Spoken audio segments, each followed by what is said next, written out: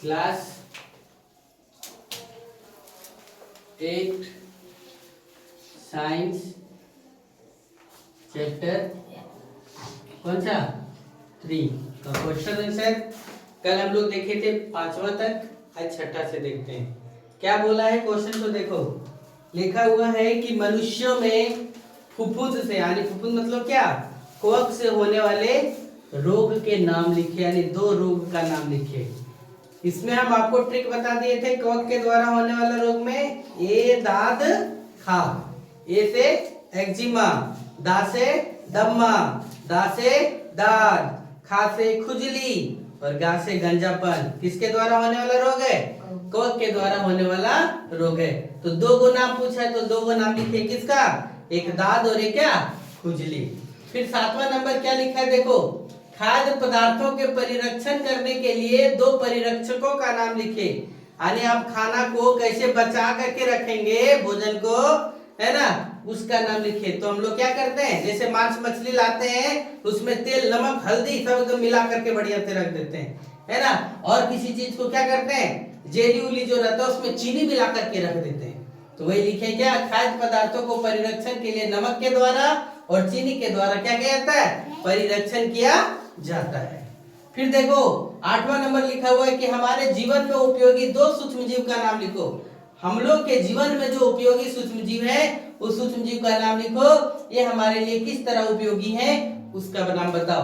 तो देखो हमारे जीवन में उपयोगी जो सूक्ष्म जीव है, 2 सूक्ष्म जीव का नाम हम लिखे और कौन कौन लिखे देखो, एक लिख दिए लैक्टोबैसिलस जीवाणु। क्या लिख दिए, लैक्टोबैसिलस जीवाणु। लैक्टोबैसिलस जीवाणु क्या करता है, दूध को दही में बदलने का काम करता है। दूध को किस पे, दही में बदलने का काम करता है।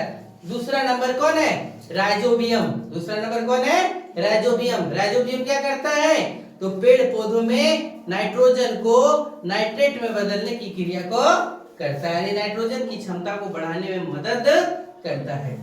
फिर 9वां नंबर पूछा कि एंटीबायोटिक क्या है, प्रतिजैवी क्या है ना, इसके उपयोग में कौन कौन सी सावधानी बरतनी चाहिए। तो पूछा हमसे, तो क्या लिखेंगे कि एंटीबायोटिक एक रासायनिक पदार्थ है। एंटीबायोटिक कैसा पदार्थ है, रासायनिक पदार्थ है जिनका निर्माण सूक्ष्मजीव के द्वारा होता है। जिसका निर्माण किसके द्वारा होता है, सूक्ष्मजीव के द्वारा होता है। हमें डॉक्टर की सलाह से, हमें किसको, एंटीबायोटिक लेने के लिए अपने से एंटीबायोटिक नहीं लेना चाहिए, हमें डॉक्टर की सलाह से ही एंटीबायोटिक लेना चाहिए। और साथ ही साथ जितना डॉक्टर बोले इसका कोर्स भी पूरा करना चाहिए, यानी 10 गो टेबलेट दे एंटीबायोटिक का, 10 गो खाना चाहिए, ना कि 15 गो, ना कि 5 गो। समझ में आया। फिर लिखा क्या देखो, भोज्य पदार्थों के परिरक्षण के लिए विभिन्न उपायों को लिखे। तो भोज्य पदार्थों के परिरक्षण के लिए हम 2 गो उपाय लिखे। कौन कौन सा उपाय लिखे देखो, पहला नमक द्वारा, पहला कौन द्वारा, नमक द्वारा। तो नमक का उपयोग हम लोग क्या करते हैं, मांस मछली को लंबे समय तक परिरक्षण करने के लिए करते हैं। मांस मछली को क्या, लंबे समय तक परिरक्षण करने के लिए करते हैं। दूसरा क्या लिखे, चीनी द्वारा खाद्य पदार्थों में मौजूद नमी को कम करके जीवाणु को पीड़ित को क्या करते हैं, तो रोकने का काम करते हैं। ये 2 परिरक्षक का क्या हो गया, नाम हो गया। नोट करिए फटाक से इसको।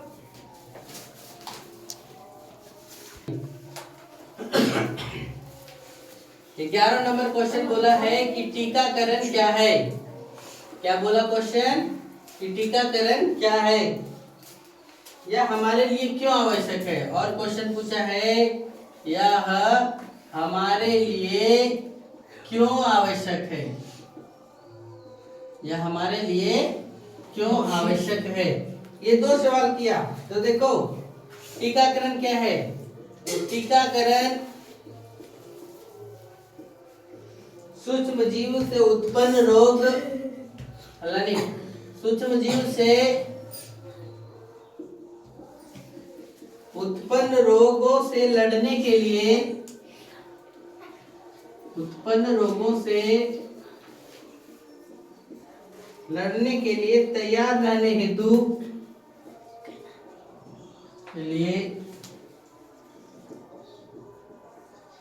तैयार रहने हेतु मृत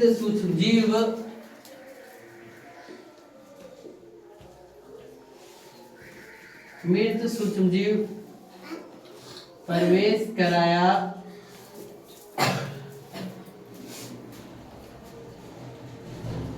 जाता है। मृत सूक्ष्म जीव क्या कराया जाता है? प्रवेश कराया जाता है। यह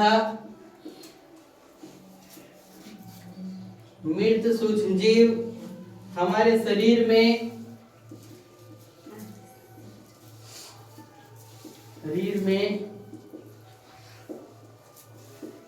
प्रवेश करने के बाद या प्रवेश कराने पर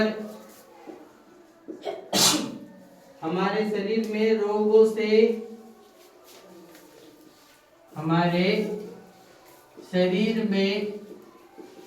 रोगों से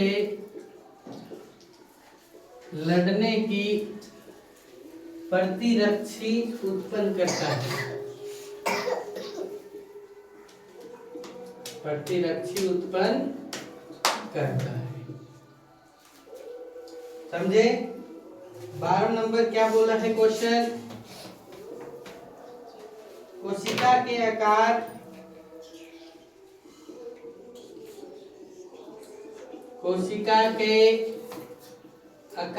का जीवों के आकार के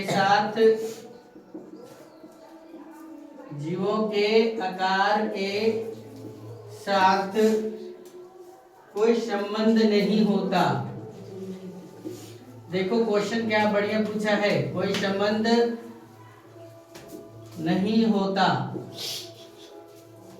क्या आप इससे सहमत हैं? हल्ला नहीं करो। क्या आप इससे सहमत हैं? यदि हाँ नहीं तो अपने कारण का उत्तर दीजिए। अपने कारण का उत्तर दीजिए। देखो क्या आपसे सवाल किया है, कोशिका के आकार का जीवों के आकार के साथ कोई संबंध नहीं होता। क्यों? क्योंकि कोशिका जीवन की सबसे छोटी इकाई होती है। जीव की सबसे क्या होती है? छोटी इकाई होती है। समझ गए? देखो वही लिखा जाएगा, कोशिका के आकार का जीवों के आकार के साथ कोई संबंध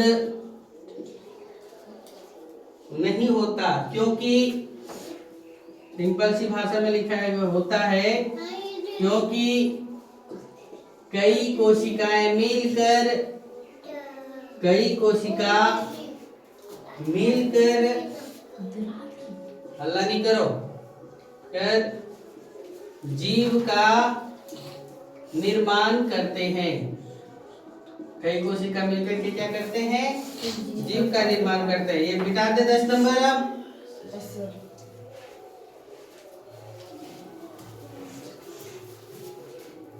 क्या है 13 नंबर क्वेश्चन? किताब देंगे।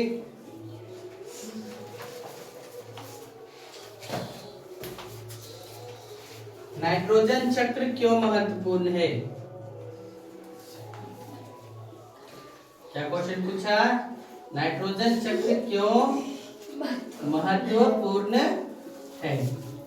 ठीक है, तो चलिए इसका आंसर लिखते हैं।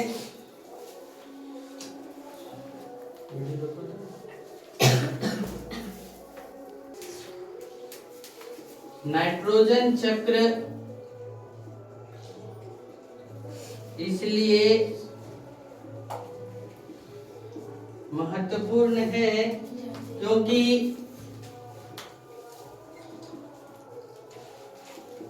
नाइट्रोजन के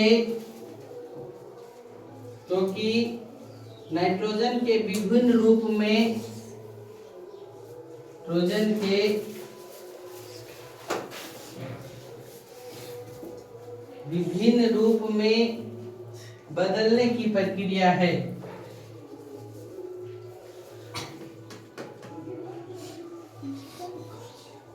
बदलने की क्या है? प्रक्रिया है,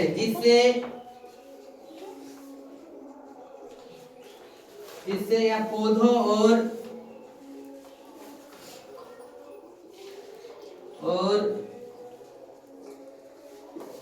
जानवरों के लिए उपलब्ध हो जाती है। जानवरों और पौधों के लिए क्या हो जाती है? उपलब्ध हो जाती है। नाइट्रोजन पृथ्वी पर उपस्थित पृथ्वी पर जीवन के लिए आवश्यक पोषक तत्व है। आवश्यक क्या है? पोषक तत्व है।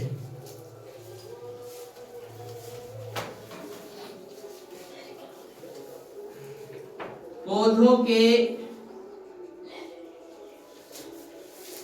वृद्धि के लिए, पौधों के क्या वृद्धि के लिए, मृदा उर्वरता में वृद्धि के लिए, मृदा उर्वरता में क्या वृद्धि के लिए, हल्ला नहीं करो, मृदा उर्वरता में क्या वृद्धि के लिए, अपशिष्ट के अपघटन के लिए, अपशिष्ट के क्या अपघटन के लिए,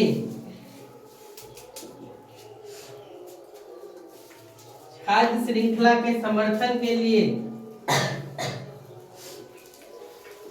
खाद्य श्रृंखला के समर्थन के लिए,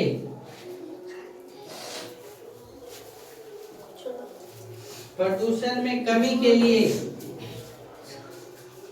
प्रदूषण में कमी के लिए नाइट्रोजन चक्र